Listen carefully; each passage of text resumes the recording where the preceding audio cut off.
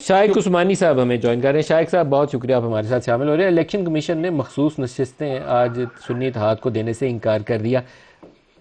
آئین میں اس کے اوپر یس سر نو تو نہیں ہے، لیکن کیا ان کو نشستیں ملنی چاہیے تھی سنی اتحاد کونسل کو یا نہیں ملنی چاہیے تھی؟ دیکھیے، جہاں تک کہ مخصوص نشستوں کا تعلق ہے، یہ آئین سے اس کا تعلق نہیں ہے، اس کا تو الیکشن ایکٹ سے تعلق ہے۔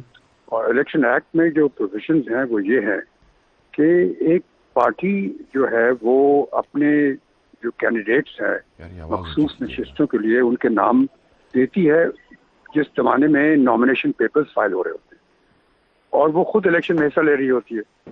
تو یہاں پہ انفارچونیٹلی یہاں پہ یہ ہوا ہے کہ جس پارٹی میں پی ٹی آئی اب جوائن کر دیا اس نے کوئی جو سنی کاؤنسل یا جو اس کا نام ہے اس نے کوئی ایسی لسٹ نہیں دی اور نہ اس نے الیکشن میں پارٹیسپیٹ کیا۔ تو قانونی طور پر تو یہ صحیح ہے الیکشن ایکٹ کے تحت، لیکن کانسٹیٹیوشن میں جو اسپرٹ ہے کانسٹیٹیوشن کی، یعنی یہ جو پروویژن رکھی گئی ہے مخصوص نشستوں کی، وہ رکھی گئی اس وجہ سے کہ مائنورٹیز اور فیمیلز جو ہمارے ملک میں فیمیلز کے پاس اتنی ریپرزنٹیشن نہیں ہے، ان کو حصہ دینے کے لیے حکومت، تو اس پوائنٹ سے اگر آپ دیکھیں تو یقیناً اس میں کچھ گنجائش تھی۔ اگر الیکشن کمیشن چاہتا تو اس کو کر سکتا تھا، اور ایک ممبر جو ہے کمیشن کا اس نے تو اس سے اگری نہیں کیا جو ان کا ڈیسیشن تھا۔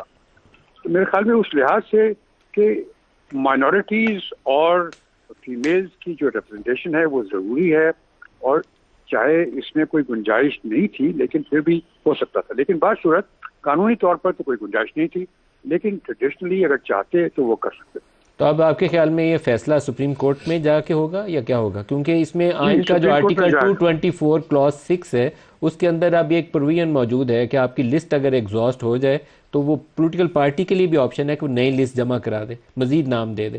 تو یہاں تو پوری سیاسی جماعت کو بلے کا نشان لے کر باہر کیا گیا تھا، سپریم کورٹ کو کچھ انٹرپریٹ کرنا پڑے گا۔ آئین خاموش ہے اس کے اوپر۔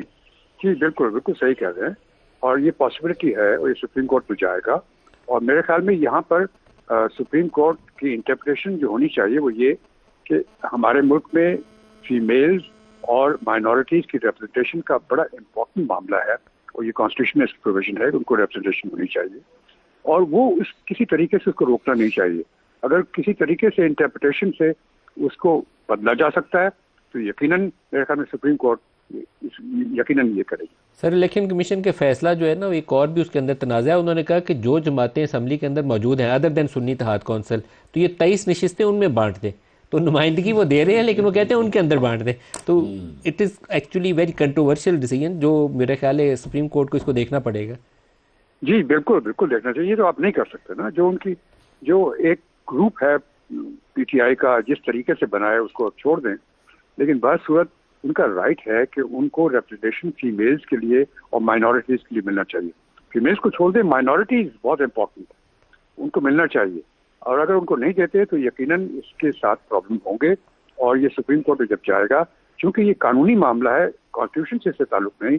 کانسٹیٹیوشن میں تو ریپرزنٹیشن فیمیلز اور مائنورٹی کی ضروری ہے، تو اس کو انٹرپریٹ کر کے میرے خیال میں سپریم کورٹ شاید صحیح فیصلے پہ پہنچے۔ شائق عثمانی صاحب بہت شکریہ۔